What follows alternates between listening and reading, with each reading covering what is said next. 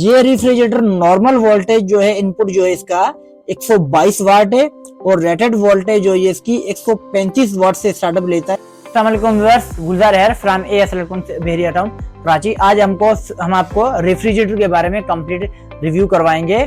ये डॉलिन्स कंपनी का रेफ्रिजरेटर है, अमानते प्लस सीरीज है इनकी। ये इन्वर्टर टेक्नोलॉजी के अंदर आता है और 12 साल कंप्रेसर वारंटी है इसकी। इस फ्रिज के अंदर आप 20 दिन तक खाना जो है, आप कोई भी चीजें सब्जी हो गई या कुछ भी, आप 20 दिन तक आप इनको फ्रेश इसमें रख सकते हैं। ये इसका कंपार्टमेंट है इसका फ्रिज का, और ये ऊपर के अंदर है फ्रीजर दिया गया इसका, और बहुत ही ज्यादा कैपेसिटी के अंदर दिया हुआ है। ये हमारे पास इन्वर्टर टेक्नोलॉजी के अंदर आता है। और इसी तरह हमारे पास ग्लास डोर के अंदर है, लेकिन ये नॉन इन्वर्टर टेक्नोलॉजी के अंदर है। साइज की बात की जाए तो तकरीबन सेम साइज है, क्यूबिक फीट के हिसाब से आते हैं। ये कम क्यूबिक फीट के भी आते हैं, ज्यादा क्यूबिक फीट के भी आती हैं। मिनिमम जो है तकरीबन ये 8 क्यूबिक फीट से स्टार्टअप लेते हैं, तकरीबन ये जाते हैं 22 क्यूबिक फीट तक। और हम आपको ये चीज भी बता देंगे इन्वर्टर और नॉन इन्वर्टर के अंदर डिफरेंस क्या है। आ जाए जरा व्यूअर्स को बताएं। ये इन्वर्टर टेक्नोलॉजी के अंदर फ्रिज आता है।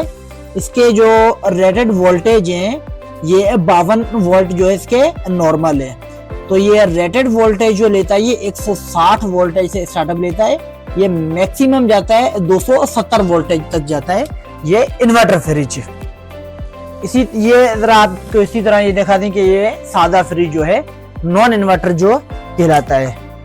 ये रेफ्रिजरेटर नॉर्मल वोल्टेज जो है इनपुट जो है इसका 122 वाट है और रेटेड वोल्टेज जो है इसकी 135 वाट से स्टार्टअप लेता है। 254 वाट तक ये जाता है, 254 वोल्टेज तक ये मैक्सिमम जाता है। ये नॉन इन्वर्टर है। जो अक्सर व्यूअर्स कहते हैं कि इन्वर्टर और नॉन इन्वर्टर के अंदर जो डिफरेंस होता है, वो डिफरेंस हम आपको वोल्टेज के हिसाब से हमने आपको चेक करवा दिया है।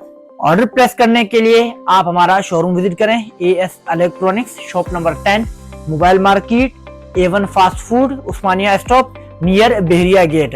और अल्हम्दुलिल्लाह हमारे पास कंप्लीट रेंज अवेलेबल है, ऑल साइजेस के अंदर फ्रिज अवेलेबल है। Thank you.